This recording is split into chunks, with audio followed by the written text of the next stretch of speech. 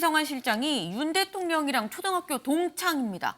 막역한 사이, 대광초 50년지기다라는 얘기가 나오죠. 하지만 날리면 등 이딴 외교 참사로 사퇴 요구가 좀 본물이 터졌었다라는 얘기가 있습니다. 이 김성환 실장, 50년지기 친구다. 그리고 외교안보 선생님이다.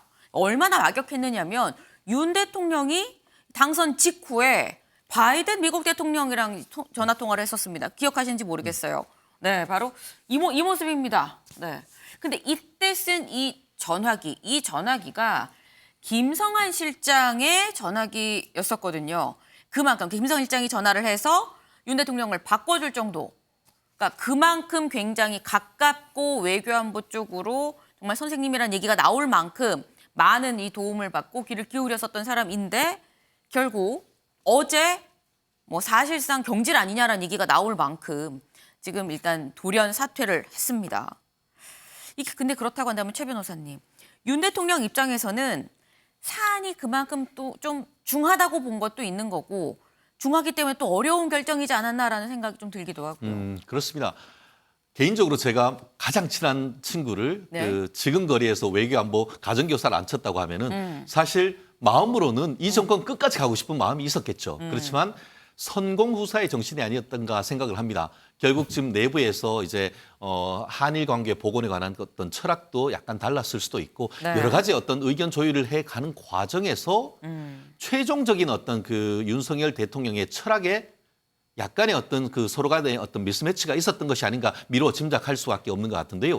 결국 현 상황 속에서 가장 국익을 위한 선택이 무엇이냐 했을 때는 지금 시점에서 외교안보와 관련된 컨트롤 타워를 교체하고 지금 외교, 통일, 안보에 관련된 것을 다시 한번 추스르는 그런 것이 오히려 그 국익에 도움이 된다라고 하는 윤석열 대통령의 판단이고 그 판단에 대해서는 윤석열 대통령께서 지지율이나 이런 것으로 책임을 질 겁니다. 그렇기 때문에 현재로서는 좀 더 지켜보는 것이 필요하지 않은가 저는 그렇게 봅니다. 네. 근데 김성환 실장은 이제 나갔습니다. 그럼 그 자리를 채우는 사람 조태용 이 주미 대사라는 건데 그럼 조태용 실장은 누구냐? 다음 기사 보겠습니다. 외교부 요직을 두루 거친 엘리트다. 대미, 북핵 문제를 잘하는 전략가다라는 지금 평가가 나오고 있습니다. 조태용 신임 안보실장 한미동맹 70년 행사를 주도하기도 했었다라는 건데요. 네. 그런데 일단 새 사람이 들어왔습니다. 새 사람 일단 실장이 바뀌었어요.